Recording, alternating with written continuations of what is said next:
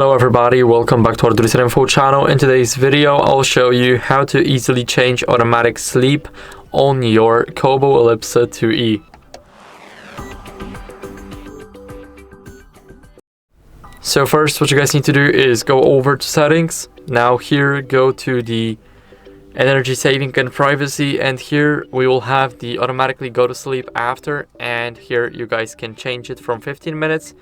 From 5 minutes basically to never, and the default is 15 minutes, so you guys can set it up to 5 minutes or simply never, but remember it can decrease your battery life over time, so it's not worth setting it up. So I hope this video helped you, and if it did, then leave a like, sub and a comment, and I'll see you in the next one. Bye.